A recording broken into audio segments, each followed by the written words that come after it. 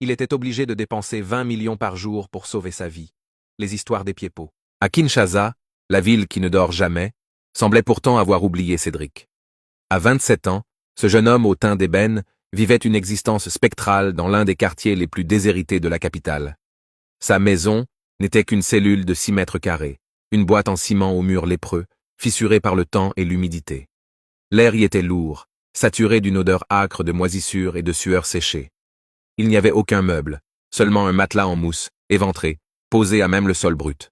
Ce soir-là, Cédric était assis, le dos voûté, le torse nu, fixant la lueur vacillante d'une bougie fichée sur un bidon jaune. Son estomac se tordait. C'était une douleur physique, aiguë, qui lui rappelait qu'il n'avait rien avalé depuis 48 heures. Pas un morceau de pain, pas même un sachet d'eau pure. Son téléphone, un vieux modèle à l'écran craquelé, gisait éteint dans un coin. Plus de crédit, plus de batterie, et de toute façon, personne pour l'appeler. Le silence autour de lui était assourdissant, amplifiant le tumulte de ses pensées sombres. La veille encore, il avait un semblant d'espoir, une relation. Mais Mélicia avait brisé ce dernier pilier. Il revoyait la scène en boucle. Mélicia, qu'il aimait depuis 3 ans, debout sur le pas de la porte, le regard froid. Elle n'avait pas crié. Elle avait simplement dit, avec un mépris glaçant, « Je ne peux pas continuer avec un homme qui n'a aucun avenir. Je veux avancer, Cédric. Toi, tu fais du surplace. » Elle était partie sans un regard en arrière, emportant avec elle le peu de dignité qui lui restait. Aujourd'hui, il avait tenté de demander de l'aide à ses amis. Juste 2000 francs. Juste de quoi manger. Les réponses de ses amis avaient été des coups de poignard. Les regards fuyants, les excuses préfabriquées. « Désolé frère, c'est chaud pour tout le monde. » Ou pire, le silence méprisant des messages laissés en vue. On se moquait de lui dans le quartier.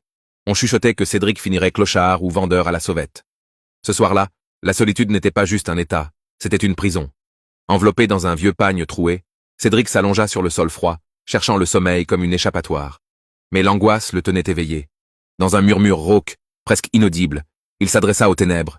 « Dieu, les esprits, n'importe qui. Si quelqu'un m'entend, sortez-moi de cette vie. Je n'en peux plus. Je suis prêt à tout, même à faire un pacte. » Il ne savait pas alors que l'univers écoutait. Il ferma les yeux, épuisé par ses larmes intérieures. Le réveil fut brutal, mais pas à cause de la dureté du sol. Cédric ouvrit les yeux et sursauta. La moisissure avait disparu. Le ciment avait laissé place à des draps de soie d'une douceur inouïe. Il se redressa, le cœur battant à tout rompre. Il se trouvait dans une suite immense, baignée de lumière. Des colonnes dorées soutenaient un plafond haut, et une immense baie vitrée offrait une vue imprenable sur une forêt de gratte-ciel futuriste brillant sous un soleil de plomb. Dubaï. Il le savait instinctivement. Confus, il se regarda. Il portait un costume de créateur ajusté, une montre en or massif au poignet et des souliers en cuir verni. Sur une table en verre, un smartphone dernier cri s'alluma seul. Un message s'afficha. « Bienvenue Cédric, tu es bénéficiaire du pacte. Tu dois dépenser 20 millions de francs CFA par jour. Sinon, tu meurs à minuit. » Cédric resta figé, relisant le message. Une blague? Un rêve lucide? Mais la sensation de la soie et l'odeur du parfum d'ambiance étaient trop réelles. Une voix intérieure, ou peut-être une intuition surnaturelle, lui confirma la menace. 20 millions avant minuit, ou la mort. La peur se mêla à l'euphorie. Il y a quelques heures, il était un raté affamé.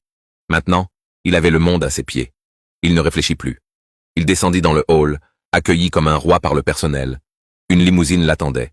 La frénésie commença.